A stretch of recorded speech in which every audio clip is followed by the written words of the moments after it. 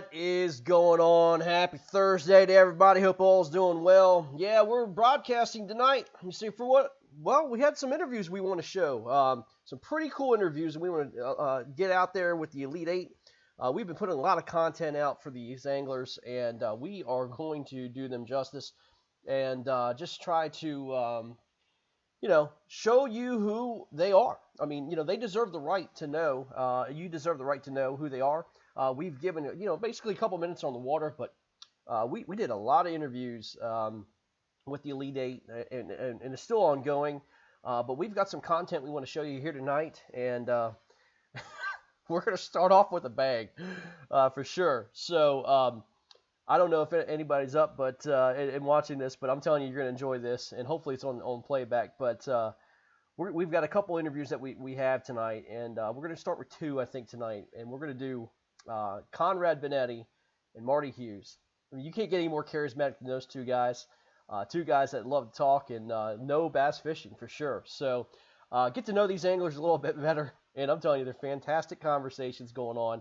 And we just want to show them that to you guys tonight, and just take a look. And those who are on, just enjoy this content, man, because this is pretty special stuff. So anyway, let's get to know Mr. Conrad Binetti.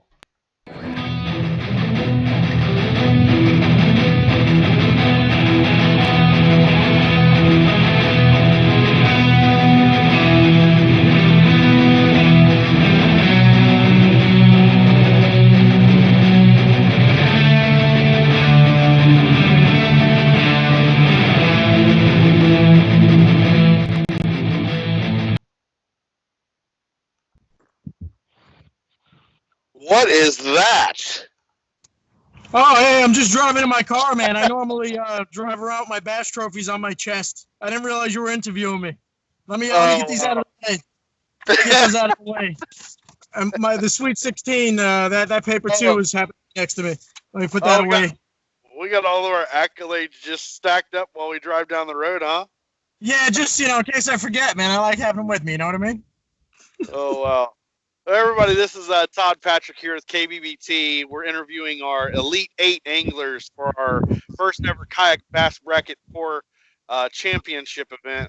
And like I said, we're going to go over and interview the top eight. We've got a couple of interviews down, a couple to go.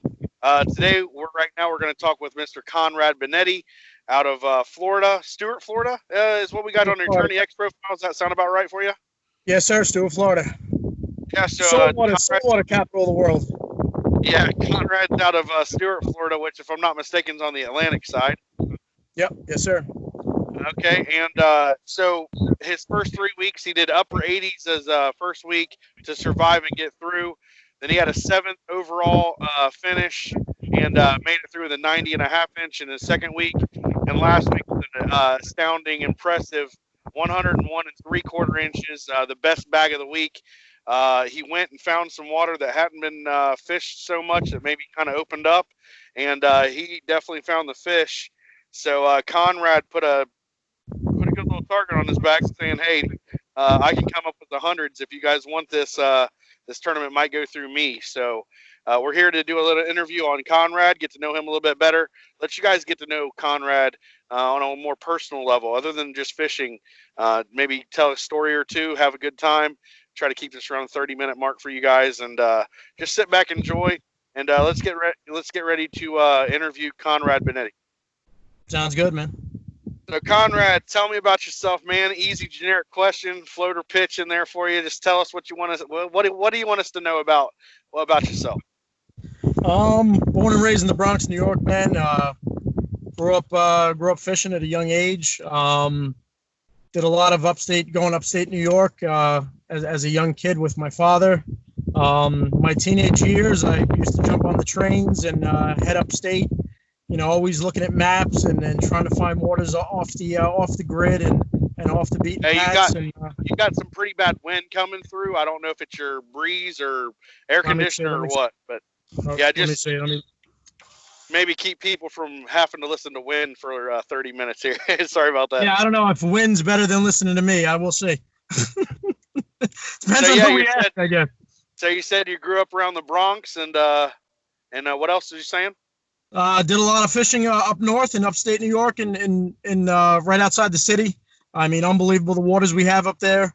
I used to watch all the fishing shows, Roland Martin, Bill Dance, and just dream of, Flip Pallet. Just dream of getting down to Florida one day. And the passing of my mother led me down here and opened the door for, something I always dreamed of. It took a tragedy, but, it actually probably turned my life around, moving out of the city. So, okay. So what do you do for work, if you'd like to say? If not, we can go on past that. Florida State Corrections Officer. Corrections Officer. So yeah, you get to see a lot of stuff doing that. So being out there on the water, I mean, the schedule's great for being on the water. A lot of time to fish during the week. But it's definitely my escape from that environment. So that and taking my kids out. It's definitely a good escape from that. Yeah, for sure. So, who are your biggest supporters and fans of Conrad? Who's down there cheering you on all the time? Oh man, Kayak Bass Nation. They seem to love me, man. The guys on Kayak Bass Nation, they seem to really like me. So I'll put them number one. No, man, definitely my kids. They're always asking how I'm doing, and they want to, they just want to see me keep going, man, and just keep doing what I do. They know the passion I have for it. And, I love it, man. I love it. I put so much time and effort into this, you know what I mean? Studying maps and just always trying to find that next great spot, Sure. Because there's only Fellsmere is, there's many locations out there that's untouched, and I find a lot of them. Kenansville. Yeah, but that's where everyone hits. You know what I'm saying? Yeah. So I try to look elsewhere and get away from that. It's easy to run there, but like I said, 3 of the 4 guys that were fishing there are gone. They're out of this thing. Mm-hmm. The guy I beat last week was actually fishing Fellsmere. Right. So there's no guarantees. It's bass fishing. It's always changing. It's always changing. You've got a good little matchup coming up here in the Elite Eight, and you guys that are in the Elite Eight have definitely proven yourself versus a very a strong field. And looking forward to seeing how this all shapes up, seeing how the Final Four, who actually becomes part of the Final Four. And I know that you're feeling pretty confident in your technique and your waters that you're fishing and the way that your fish are biting down there to move on. You seem pretty confident. Yeah, I definitely feel confident. I know Daniel Perry. I'm not going to take anything away from the guy. He just knocked out Doug Wilson. Doug Wilson down here in Florida. He's been beating him up. I was planning for Doug Wilson. I wasn't giving Perry a shot. I'll be the first one to say it. So the fact that he's here, I'm well aware that he could knock me out. Yeah, Gunnersville's been very kind to him. We'll have to see how the weather shapes up this week. I know across the Midwest, there's going to be a major cold front move through Friday. So we'll see what it does for the guys up north. Y'all down south might not get it as bad. I don't know what your guys' weather is supposed to be like down there this weekend. Yeah, slight cold front, but for us, it doesn't take much down in Florida, though. A small cold front this time of year could send those bass into a complete shutdown. Mm-hmm. But there are ways to coax them into hitting as long as you know where they are. As long as you know the waters you're fishing, they're there, and the areas they're using, you could usually coax them into biting even in cold weather. And usually by the afternoon, if you get the sun, they will turn on at some point. That's the thing about Florida. Usually they will turn on at some point.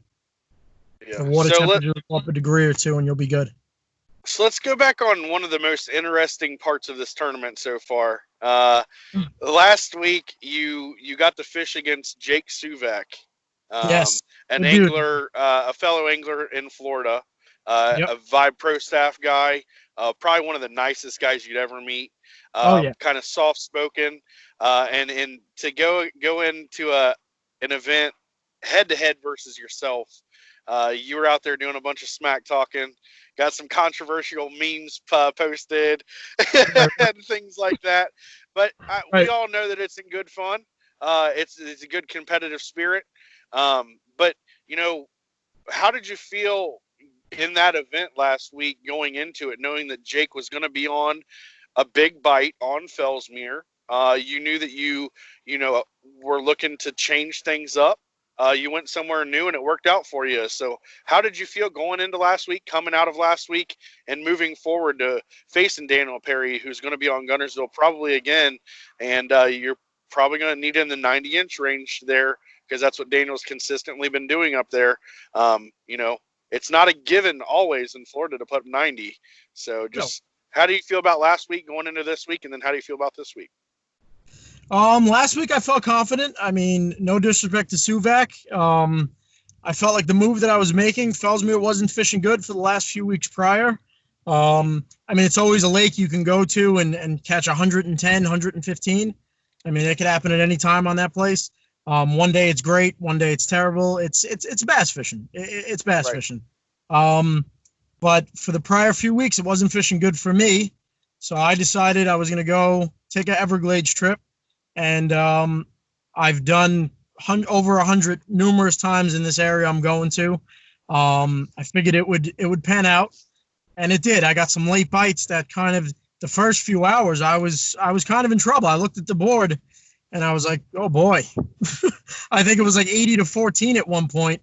And so I said my normal holes weren't holding. So I had to find him. Luckily I did, and here I am to fight another week. So going into, coming out of that head-to-head matchup versus Jake, where he went out and put up what he did, and for you to put up 101 3/4 inches, which is the second highest bag of the event behind Rolando Nandon out of Texas that put up 103 plus week one. Right.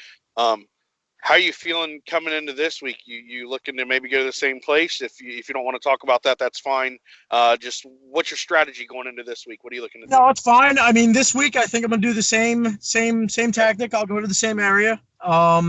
With that little cold front that's coming through. I think you pointed out last week the amount of vegetation that was behind me.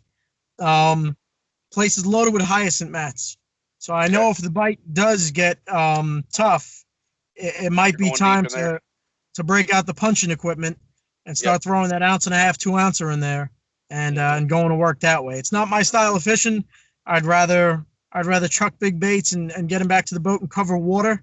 But sometimes you got to get out of your comfort zone and do what you got to do. So that's something in my head that I have moving forward that I might have to do. If it's 2 o'clock and I need a big bite, I might have to put my normal gear down and break out the punching rod. Sounds good. So staying with the KBBT bracket, which we're in right now, the Elite Eight. To remind everybody, what would it mean for you to win the first ever Kayak Bass Bracket Tour event? What would that mean to you as an angler and you as a person? Oh man, I think when it first started, I put up a post on Kayak Bass Nation, which probably kicked this all off, that based on my stats on 20X, I had a 74% chance of being in the finals. And I got tore apart and, it's online and, it could be a pie eating contest. I'm going to give it everything I got.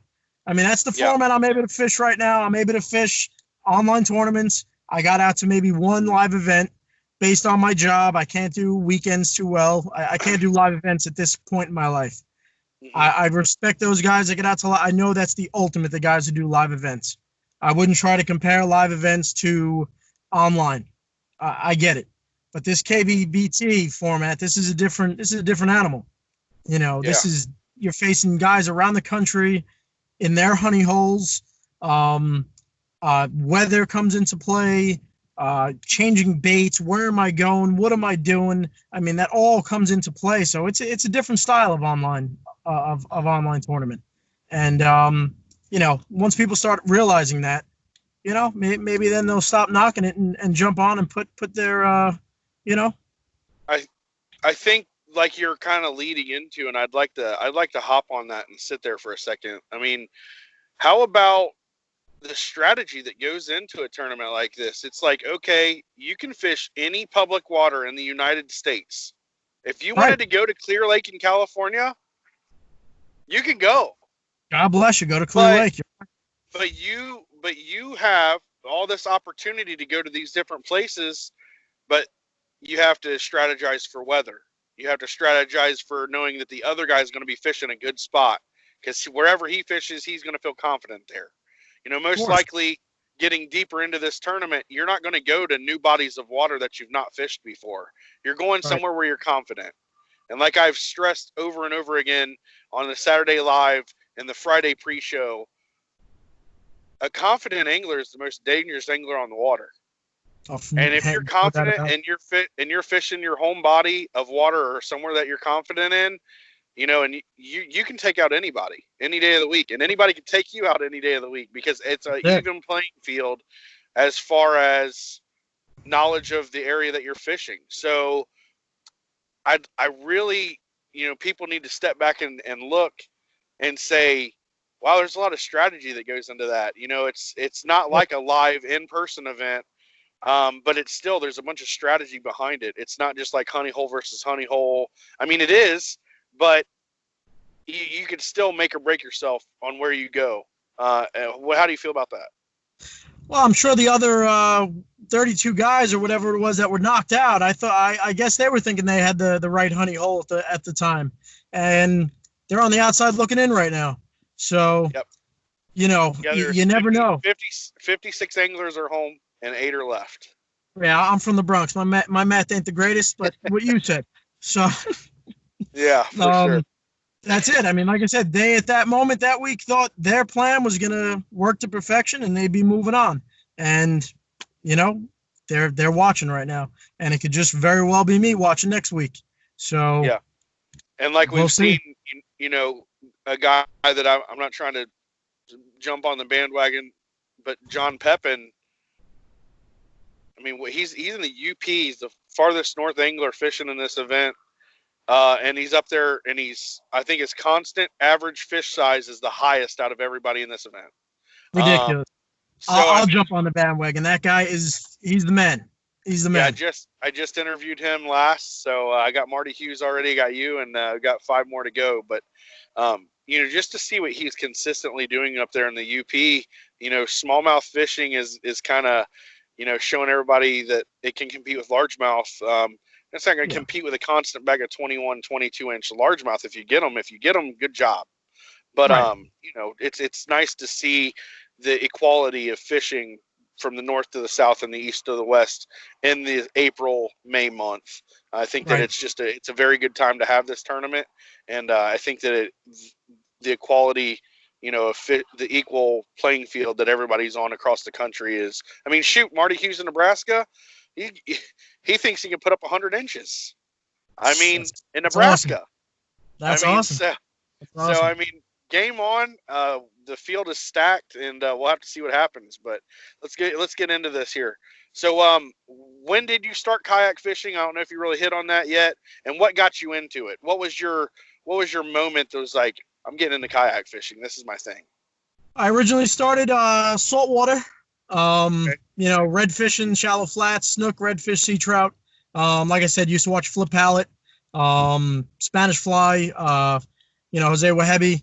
So I would go down to the Keys. I'd run down to the Keys and with my kayak and go fish the flats, searching for bonefish. And then, of course, I always had in my heart bass fishing from growing up in New York, always bass fishing. And last year, I was watching a video on YouTube, Ola. I don't know if you've heard of her. Old lady angler. I seen her doing some KBF events, and I always heard of KBF, but I never looked into it. And I seen her doing it, and I said, you know what? Let me look into this, and I did, and because I said, every time I go out, I usually do pretty good. So let me see exactly how good I could do in online events versus other anglers and nationwide events, and see what I can do. And so far so good. I see I can compete. I put a lot of hard work into it. When I'm not on the water, I'm constantly looking for, I'm on Google Earth. I'm going to places, trying to scout out areas, and I'm putting in the work. That's for sure. It's definitely a job, man. It sounds like the passion and the drive, from your end as an angler to put in the work and to invest the time needed to be a successful angler, not just live tournaments or online tournaments, just overall, just growing your repertoire of what you're throwing out there and things like that. You have that drive. And I love catching giant fish. I love catching giant fish. I mean, whether it's saltwater, freshwater, I mean, we all do. Right. So to get to learn the environment and learn the winds and learn the bait pad, the way the bait's moving and the way these fish are staging up. I mean, it just comes together to one, one beautiful thing, man. Yeah, so, for sure.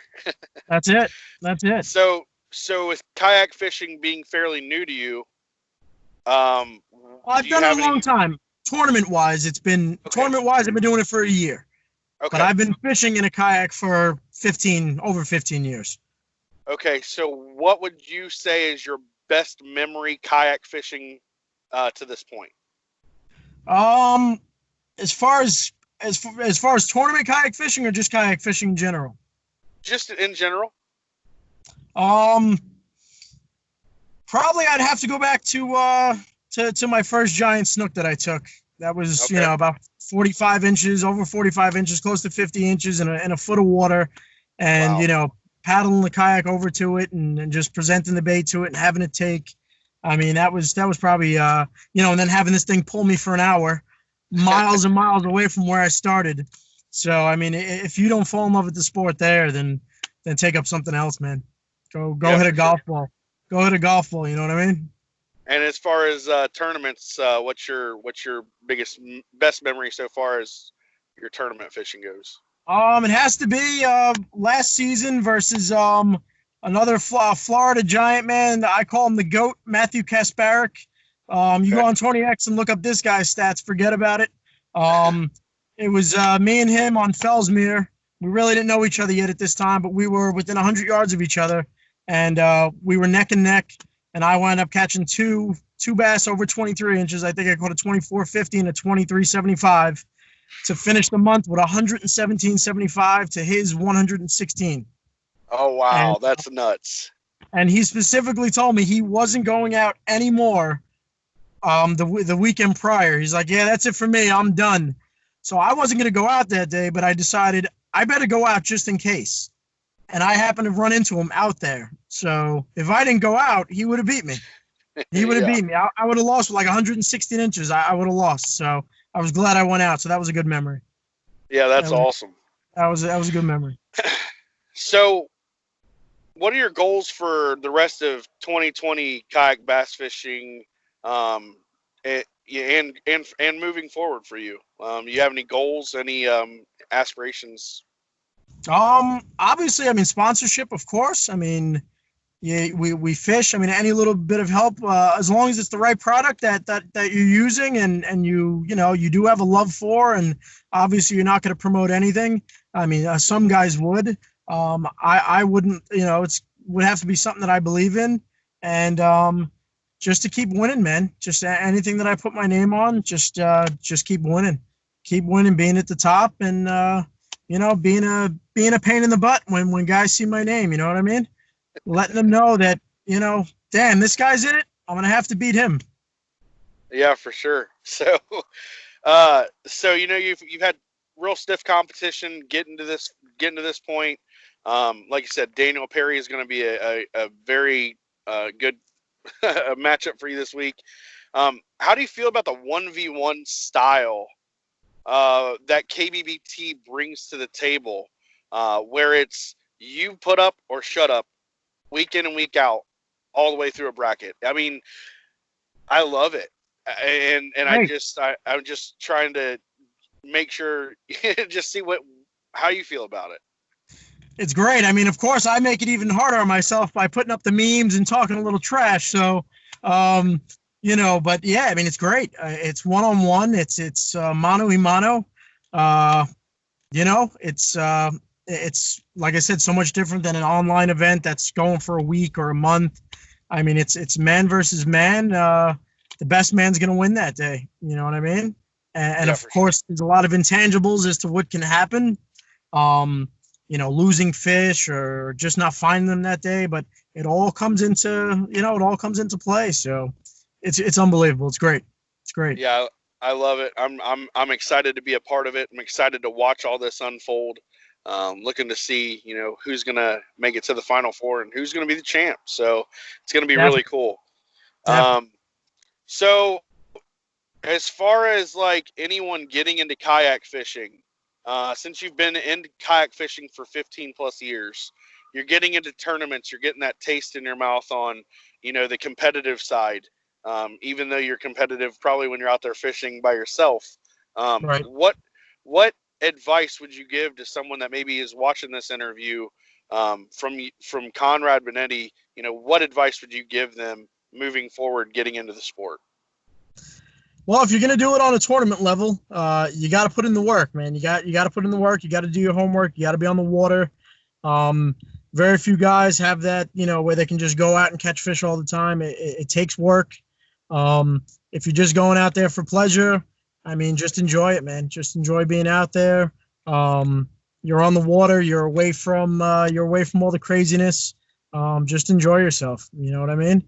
And like I said, if you're not, you could always take up golf, man. Kayak fishing, it stole my heart in 2017, and I fell in love with it. I want to help grow the sport, and I'm just thankful to be a part of the local club that I help run in Michigan and Ohio, and to be on the KBF staff, to be able to MC national level events. I was supposed to MC the KBF NC this year. I got to do the DZ the 10. That was awesome, and it's just, I qualify for that. I think I'll be there this year. I think I'll be there for that one. But it's going to be fun. I'm excited for this year. But Conrad, the show's about you right now. So you got any closing statements? Anything that anybody we didn't talk about, anything you want anybody to know about you as a person or an angler going forward? I think we covered most of it. I'm going to give it everything I got this weekend. Obviously, we've got to this point now. Losing now hurts probably the most. I think I would have rather have gotten knocked out in the beginning than to make it to this point to get knocked out. Because then to watch next week the Final Four and then the championship, knowing you were that close, that'll be tough. So, I mean, this Saturday I'm going to pull out whatever needs to be pulled out, whatever tricks that need to be done. Whatever I got to do, it's going to be done. So I just want Perry to know that he better be prepared to have a very good day, because I'm coming. I'm coming. We'll make sure that I end the interview with him. I'll let him know, and then he'll be seeing this interview as well once it goes live. But did you have any sponsors or anything that you wanted to say to potential sponsors, anything like that on your behalf before we got off here? No sponsorship at the moment. Okay. Moving forward, hopefully, I do well, continue to do well. If my phone rings, I'll definitely answer it. Yeah, so. That's good. And lastly, it's been a joy to get to know you through this event, because before this event, I'll be honest, I didn't know Conrad Binetti. I had no idea who you were. You probably didn't know who I was either. No, yeah. But yeah, it's a really cool platform to be able to broadcast and showcase anglers that maybe haven't been able to get that spotlight. And that's what I think that KBBT brings to the table, is we're able to, give a little insight on the smaller guy, maybe the guy that's not hit it big yet. None of the Christine Fishers, Eric Siddiquis, Cody Miltons, people like that. But, but who's to say that Conrad Binetti is not the next name?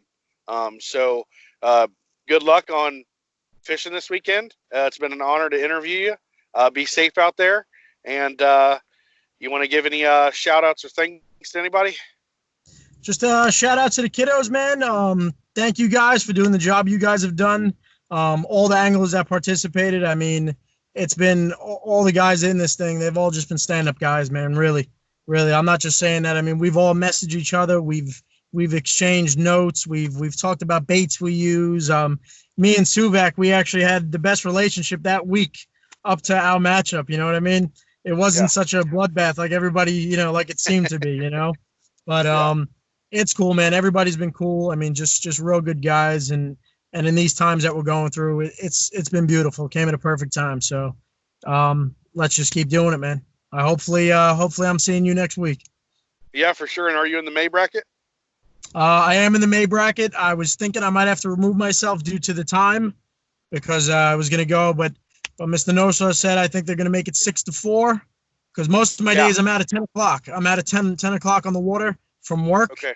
So losing that, giving up 4 hours and then losing 2 hours on the back end, I had to be realistic and say, you know what, I might have to sit this one out, but the 6-4 might be doable. That fishing 10-4, I think I can make it work. So, and it's going to be too hard not participating in that one, man.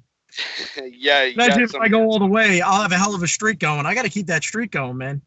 Especially if you win it. That's what I mean. You win April. Yeah, I win April. That's a hell of a streak. I want to keep that rolling. Yeah. Well, everybody, I'm Todd Patrick with KBBT. We just interviewed Mr. Conrad Binetti down in Stuart, Florida. So everybody go check out the bracket this weekend, follow live, and we'll definitely be getting a hold of Conrad live on the water.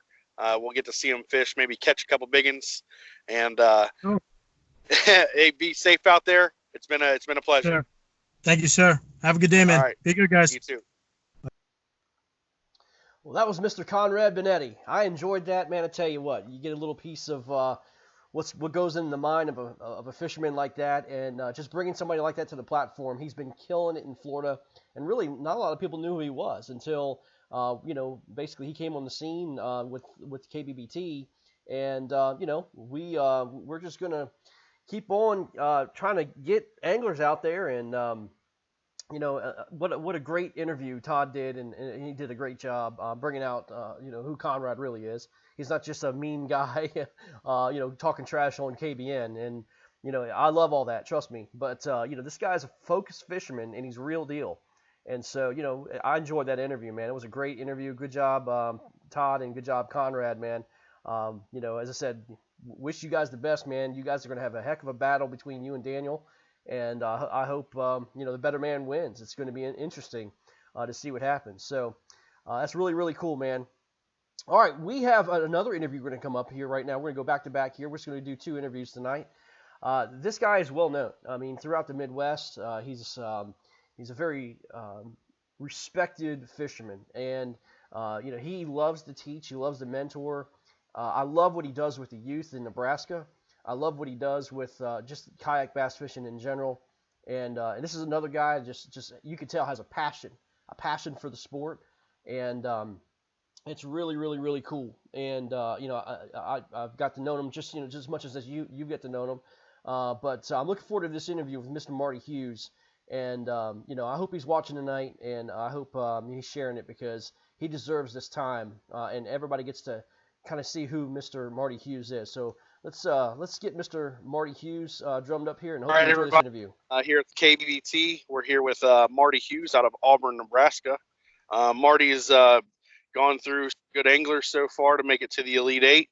Marty's had very first week was 90 1/4 inches. Second week was 93.5, and last week in the Sweet 16, 92 3/4 to get by his opponents. So he's had the 5th, 3rd, and 7th overall bag in all 3 of the different weeks for the tournament so far. So everybody, this is Marty Hughes. Marty, how you doing, buddy? I'm good, man. It's What is it, Thursday? Yeah, it's Thursday. I can't even keep track of the days anymore. Yeah, you're 2 days out from fishing in the Elite Eight to go to the Final Four. You're already taking home a paycheck. You're already taking home a trophy. And just excited to have you so far. Do as well as you've done so far in the event. But Marty, let's get to know you a little bit better. A lot of people, know your fishing styles and your techniques and things like that. But we want to get in depth and get to know Marty Hughes a little bit on a deeper level. So if you don't mind, just go ahead and just generally just tell me about yourself. Tell me, tell me what you do in life and what your passion and your drive is. Well, I'm old. Older do you think? I guess first and foremost, I love fishing and I love sharing my experiences with others, and trying to promote what I do because I grew up that way. and of course society has changed so much today, you know, in that respect. But I mean, there's still people enjoying the outdoors, don't get me wrong, and lots of them. But I guess I've been an educator my entire career. I've never left school. I mean, I started in kindergarten. I skipped the first day, I remember, and then I never missed a day after that because I got in trouble. I bet your parents were proud. Oh, they were so proud of me. I was in a suit with a tie, and I just, you know, even as an administrator, I cannot stand wearing a tie. I hear you. Anyway, so I've been in education my whole life, and I love teaching. I guess, you know, we're called to do something in our life, and that's what I've been called to do is teach. And even at the administrative level, I'm still teaching. I love it. I love kids. I love being around them. In fact, right now in this time, I miss them. You know, that's been tough. You know, I spent a lot of time doing this kind of stuff, like Zoom. You know, I didn't know what Zoom was, except that it was a fishing lure type thing, you know. And now we're doing meetings. Yeah, I mean, who would have thought? And so, you know, we do that. And anyway, I've been an educator, and I've taught a lot of things. And, you know, I started kayak fishing in 1997, 98 school year. That's about 22 years ago. And I did it just because I wanted to exercise. I actually was kayaking. I've had a little kayak, and I went out, and the fish were like below me. I had a boat at the time, but the fish were like still sitting there. I'm going, hey. So I go back, get my pole, and it was like the tug in a kayak is totally different than a boat or bank. And I'm like, this is pretty cool. Yeah. So I started fishing from my kayak, and I had a kayak that if you sneezed, you tip over. Oh, no. You know, and so I never tipped over. And in fact, I was so naive that I bought a nose plug and a book on how to do an Eskimo roll. That's how naive I was about it. And no kidding. And then I wanted to get into the pool, the city pool, to practice. They wouldn't let me. So I went down to the creek and did that. But I was just so intrigued by it. And so I got on the internet. And remember, the internet wasn't a whole lot going on then. And I get on there, and I find Dennis Spike from California. And I find, what's his name? Jim Salmons. And then a couple years later, I find Chad Hoover. And so there wasn't very many guys doing this. I mean, there probably was, but these are guys that took it to the internet. And so I started, you know, picking their brain. What are you guys doing, you know? And then it grew from there. And then about 2004, I've been going about 6 years. By the way, nobody would go with me. I had bought a couple more. Nobody would go with me because they were fearful of tipping over.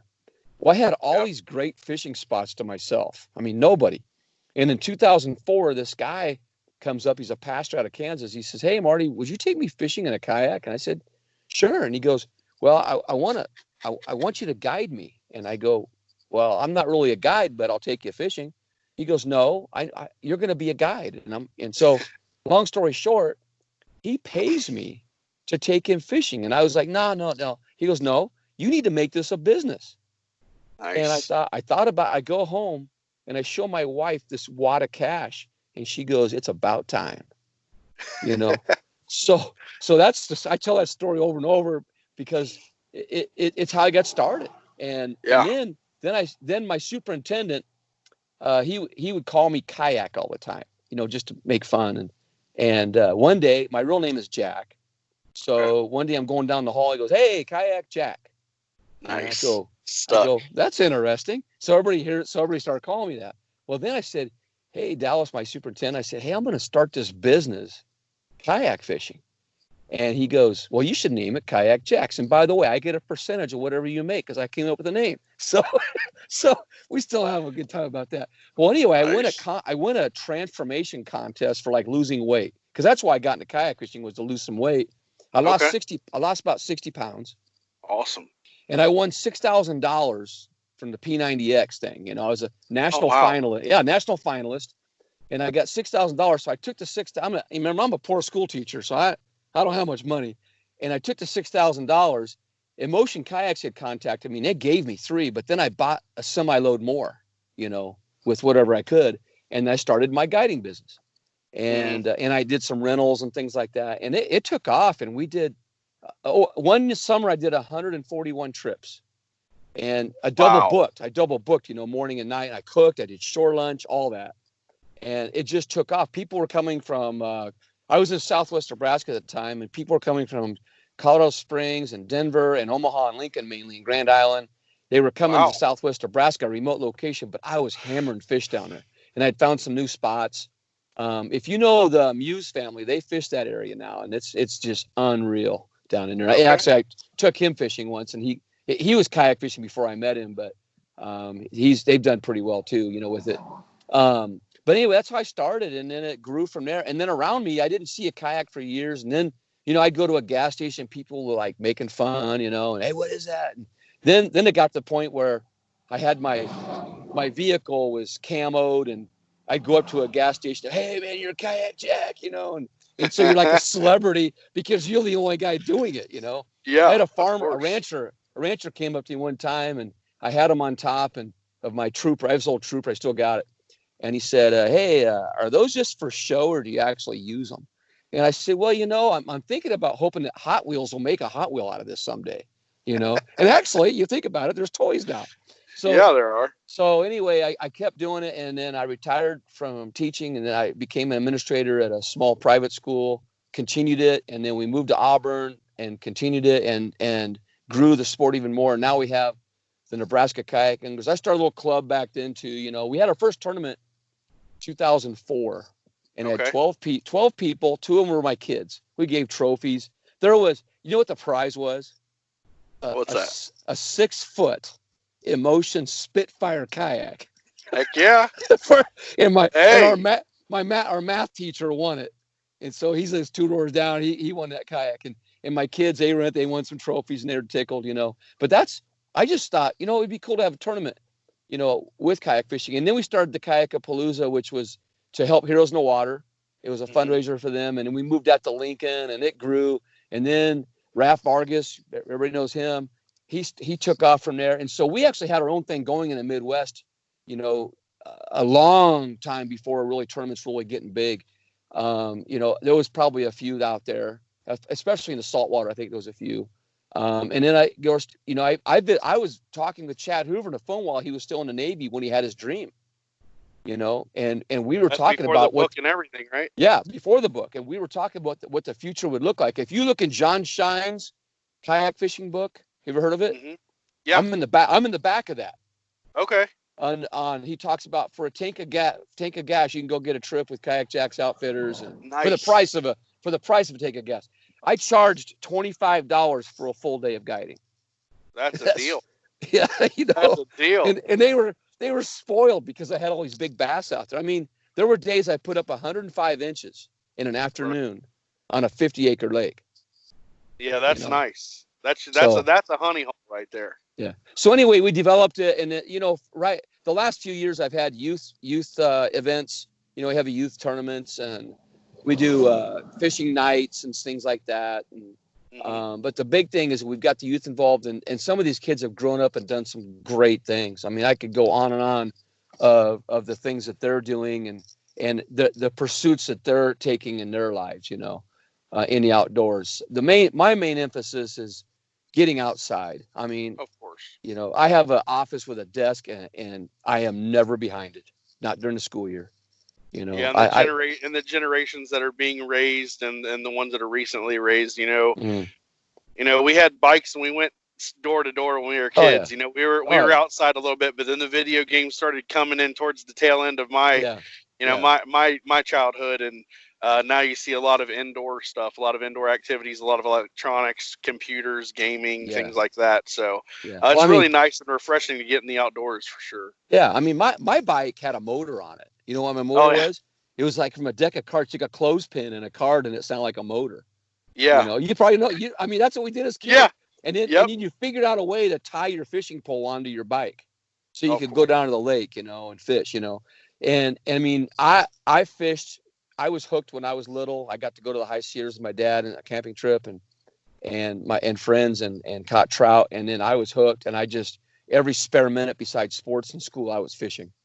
You So know. is that what got you started kind of as a kid? You kind of going out with your dad and stuff. So what you got you kind of like interested in fishing in general? He didn't really take me a lot. Okay. He just like brought me, and then Okay. I was kind of one of those kids that, man, I got to go do that, you know. Right. But he was there, you know, and stuff. But I pretty much learned on my own. But my Okay. dad provided that opportunity for me, you know. I mean, Yeah, I that's had good. a Zodiac boat with a 5 horsepower motor that you could fold up and inflate in the back of his Cadillac. Oh, And there I you would go. take it out, and no kidding, I was in San Diego Bay fishing with this little Zodiac boat. You can't do that today with all the Navy boats out there, Right. but that's what I did. And then we had bass ponds, you know, 5 miles inland. It was always bass ponds in Southern California, you know. And when I moved to Nebraska, man, I was in heaven, you know, just bass ponds everywhere. So where is Auburn, Nebraska, and what eventually brought you there?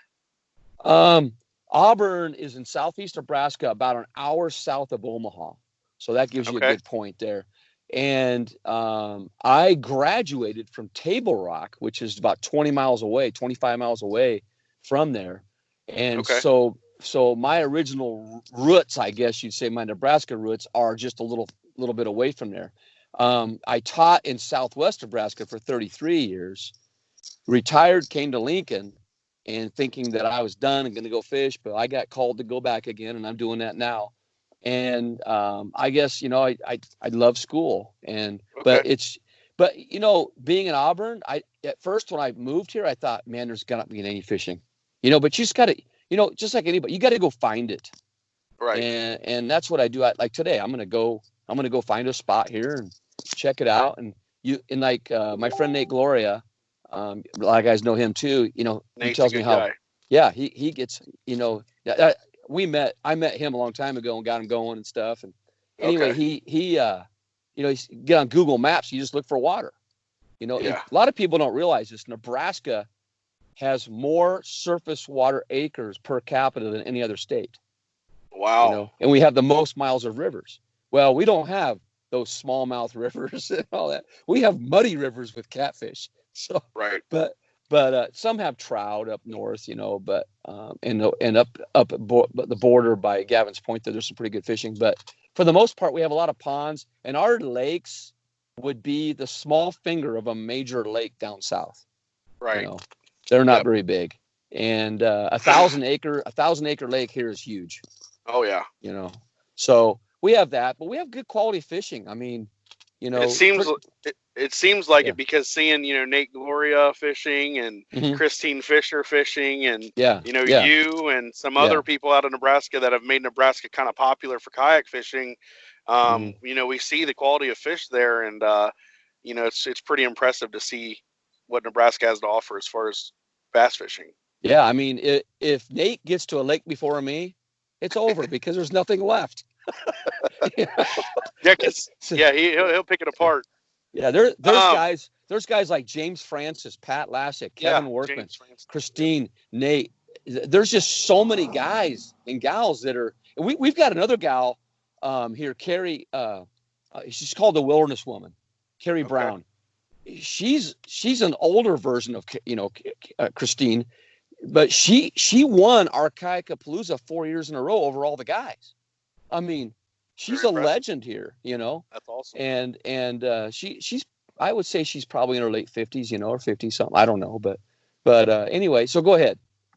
No, just want to see. So what's your top kayak fishing memory?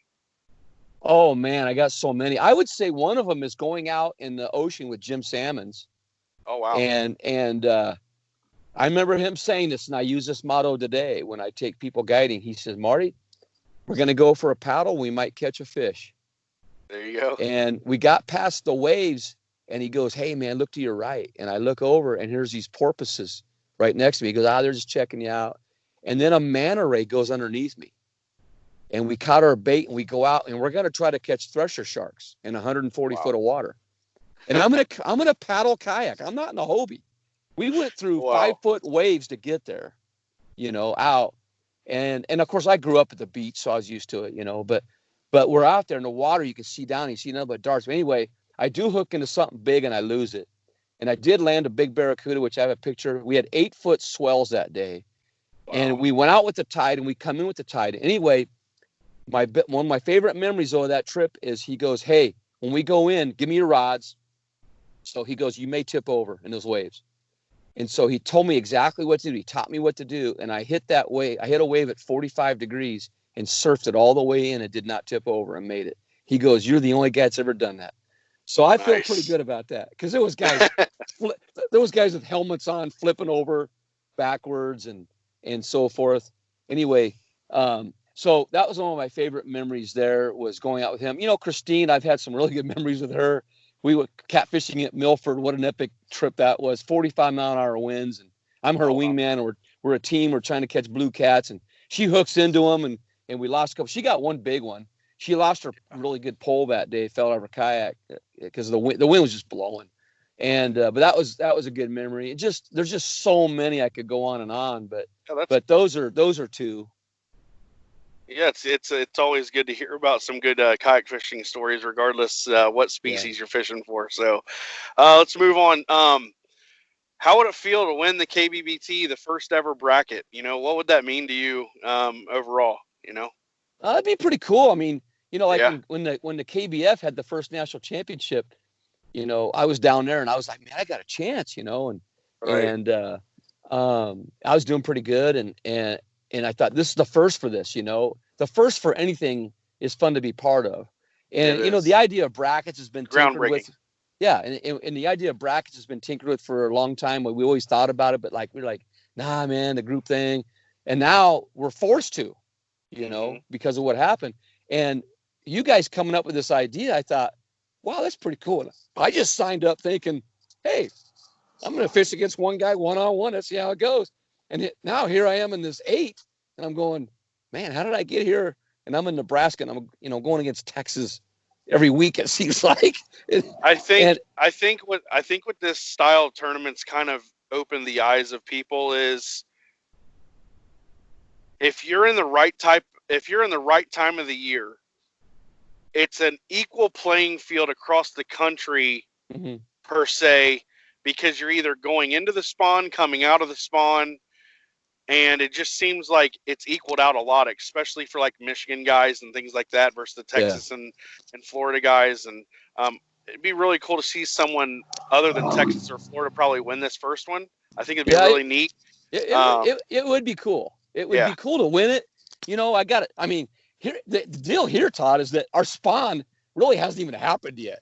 It's like, I know, they come up, and then we get a cold front, and then they're gone. Just like now. Yeah, I mean, we've had a couple teenagers up on the edges, you know, thinking they're pretty tough, and their lips, they have no lips left. I mean, right. But there's just we just haven't had it happen yet, and pre-spawn has been over a month here, you know. So yeah, we got a chance because the big girls, they're still out there coming up, and I know a few guys are getting them here. We aren't seeing, you know, I think a guy just turned in today in Nebraska, 100 inches today. Oh, wow. You know, I don't know where he's from, but he threw in 100 inches. So it's still possible. So yeah, it's pretty even playing field right now. The weather this weekend's going to be tough because I'm going to have a low of 38 that night before, but I don't think it affects us in Nebraska as it does further south. Well, your fish are used to it too, though. Yeah. They're used to the climate. Yeah. You know? And it changes. Nebraska, you could have snow, rain, hail, and 80 degrees in the same day. Yes, I mean, that's how it is. And a couple tornadoes. Yeah. Or wind or whatever. Yeah. So, but no, I'm looking forward to it. I think the challenge is going to be great. Just being part of it is fun. And, you know, the other thing is the guys that are in this are very passionate about kayak fishing to begin with. So it's a platform to share our enthusiasm and passion about the sport. And with this technology being involved in it, it makes it even, you know, more instantaneous. You know, like Saturday, you guys are going to have us live fishing. Yeah. And people can actually see us catching the fish rather than looking at a board not knowing what's happening. Isn't that cool? Yeah. And what Dwayne Wally's doing over at Tourney X to implement a bracket style format to where you can see the breakdown of levels of a bracket. That's going to be really cool when that comes out. So we're hoping for that to get finalized, here within the, maybe by fall or maybe the summer here. But so what are your goals for 2020 and moving forward? What are we going to see Marty Hughes doing, and what would you like to see yourself doing? Well, I'm a high school principal, so I have to adjust my goals to that. And the dates have changed. I originally I'm part of the camo and the sticks. Last year I got runner up for the sticks angler of the year, and I led all year, and I kind of let myself down. I didn't fish very well in the last tournament. So my goal is to win that. Okay. And then my other goal, I've already qualified for the 2021 KBF, so I'm good there. I've always wanted to qualify every year, and I've done that. Caddo is amazing. I miss it already. Yeah, that was fun. And, and again, we won the team cup last year, and our goal is to repeat that again this year. We've got some really good people on that team. So that's a goal. And then my goal is always a top 10 KBF, there as well. I'm going to fish a couple of the Bass, BASS, a Hobie event. Just, I can't really be all in yet, but I can still fish some big events just to get the taste of it. And then this year I've been more focused on the onlines, since I don't know what each day is going to bring for our school and what I do there. But the main thing is that I love fishing, and it gets me out, and you probably know, I don't know if you noticed, but I'm very competitive. I mean, I just like hate to lose. And I met you for the first time, actually, at the national championship last year. Just shook your hand briefly. It wasn't nothing big, but to see you up there representing Kayak Jack Outfitters and your good core anglers up there, that was really cool to see. So definitely, heard your compassion and your competitive spirit up there in front of everyone. Yeah, thanks. Yeah, I mean, it's like my son. He's a senior. He plays basketball, and they won their second in a row state championship here in Nebraska. And it's like, if there's a championship, you want to go for it, but respect your opponents at the same time. It's not like, I'm not saying I'm any better than anybody else. It's just that I'm going to go for whatever the best there is, because that's what it's about to me. It's not, you still have to stay humble, and you're going to get humbled. I mean, I get humbled every day, but at the same time, I always tell kids this, everybody focuses on the end result. I don't focus on that. What I focus on is what's happening at that time, staying in the moment. Because when you focus on the overall result, you lose track of what you're really doing, and then you lose hope when things don't go right. So it's like my son, I lost my dad right at the beginning of that state tournament, and that's his grandpa. And so we talked about the second game and said, CJ, focus on what's between the lines during that game. That's all you got to worry about, and one possession at a time. And that's what we do. We focus on one fish at a time, take care of that, and that's what I think this sport helps us do too, is helping us stay in the moment. And that, when I don't know about you, when I played high school football, all that mattered was what happened under those lights. That was it. Nothing else in life mattered, and so it kind of reminds me of that, when you're out there. And man, it's 10 hours, which is a grind for a guy in his 60s. But I'm going to tell you, though, man, it could be 15 hours. I'd still be out there the whole 15 hours. That's just how it is, But the other thing, one thing I was going to say, though, is I tell people to concentrate on the effort. The effort will take care of your result. So that's what it's all about. Does that make sense? I like that. So go ahead. So I got a couple more questions for you. Okay. So let's say someone new getting into kayak fishing or has been paying attention from the outside looking in, what advice or, what kind of advice would you give them?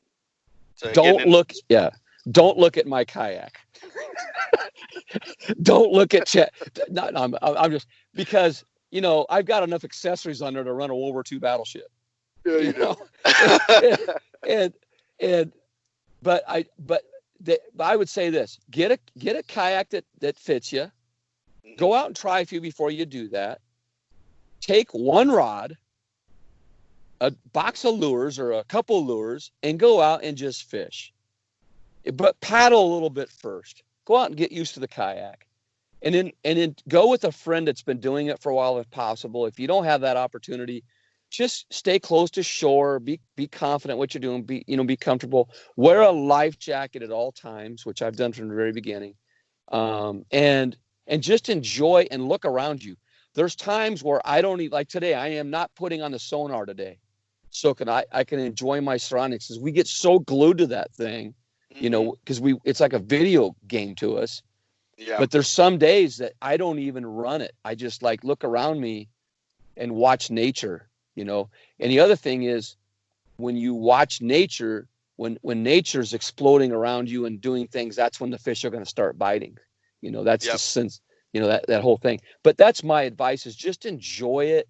But don't, if you have a budget, great, go out and buy the best there is. But if you're a guy like me, I bought a $200 kayak, and I took one pole and one lure, and I went out and I fished, and the drug was in the tug.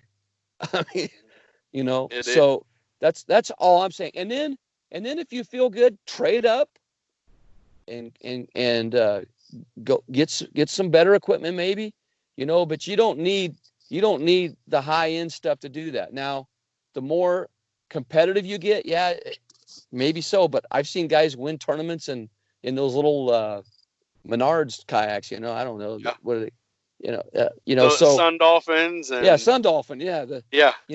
So, I mean, Sun Dolphins and Barbie poles. I mean, you could do there it. You go.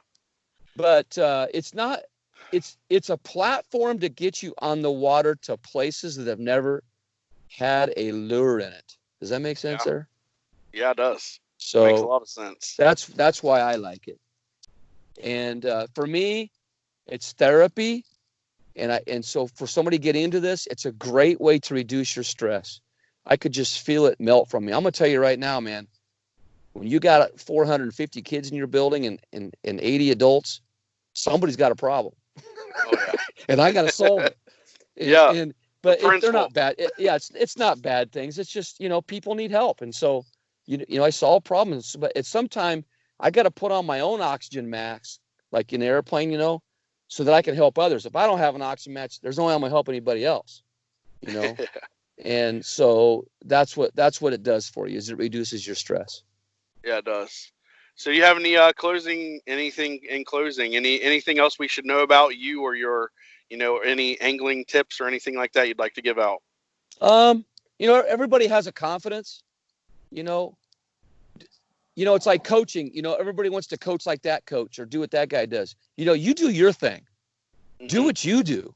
And, I'm confident in, like I'm known for using finesse, and I love Benito, and so that's what I do. I throw other stuff, the chatterbait and topwater stuff, whatever, spinner baits, or crankbaits. But the main thing is go with your confidence and what you think you can do, and consistency will get you the results that you need or want, and just enjoy it, man. This isn't like, I don't go home and frustrated. My wife that's the other thing, is my wife is so supportive. The one thing she says every time I come home, did you catch anything? What'd you catch? Every time she asks me that question. So I tell her, and I show her a picture, and she'll say, well, is that a largemouth bass? So yeah, it's fun, but she's so supportive, and all my family has been supportive. My kids have loved to fish because of it, and like CJ is senior, he goes out on his own, he fishes and with his friends, and I don't have to be around him. And I try to have him go with me, but we're so competitive against each other that I think you get it. But the other thing is, I want to thank, everybody talks about sponsors, but I look at my sponsors as people that have, as supporters, not so much sponsors. They support what I do. And Bass Pro Shops, they called me in one day, and it's, I think 6 years ago, and it's been a great relationship since. And they do some things that help me out and give me a platform to do things.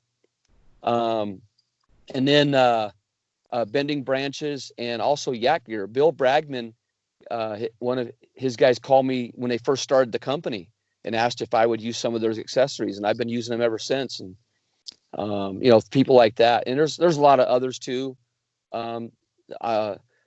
Select Sail in Omaha, they help tune up my kayak, and I try to help them at shows and stuff, like that. But there you go. There's so many out there that I've been involved with, so many small tackle companies and stuff, through the years. But I want to thank all of them, and I want to thank all those companies that I'm not affiliated with right now, that also are helping out our cause for getting outside, Yes. and things like that, and then Strike King, I work with Strike King a little bit. I'm not sponsored by them. I just work with them, and they do some things for me, and I do some things for them, to help that. But it's not like everybody pays my ticket to go everywhere. I work hard. Is that oh my gosh, what was that? That was Mustang Cobra fastback, I think, flying up the hill. Oh, I thought it was an animal that was like a giraffe or something stuck to. Anyway, so there you go. That I look forward to a few more years doing this, hopefully. I love the exercise from it. I don't have a motor or anything like that. I just pedal or paddle. And I used to say I'd never pedal, but I did. I get more casts in per hour that way. Yeah, the sport, sometimes you have to evolve with the sport. Yeah, absolutely. And it's with anything. Do I teach the same way I did 30 years ago? No. I mean, it's all about relationship. And when I was a kid, the coach asked you to jump, and you said, okay, how high? Today, somebody might say, well, why? But if you have a relationship with them, they'll run a brick wall through. They'll run through a brick wall for you. And it's all this is about relationship. So. Well, Marty, thanks so much. I appreciate your time. We're a little over a half hour. That's what we want to try to keep it at. So okay. We'll get this out there for the people to see, and just thank you for fishing with us. Good luck on Saturday, and maybe we'll see you in the Final Four. Yeah. Hey, appreciate you guys, and thanks for doing this, and you guys make it exciting. So hopefully I can catch a fish for you live Saturday. Oh, I'm sure. You've done it You've done it several times. A big one, though. A real big one. Yeah. There you go. Okay. All right, man. Thank you. Well, be safe. Have fun fishing. And like I said, we'll see you on Saturday. All right, man. Okay. Bye. Bye. All right. See ya.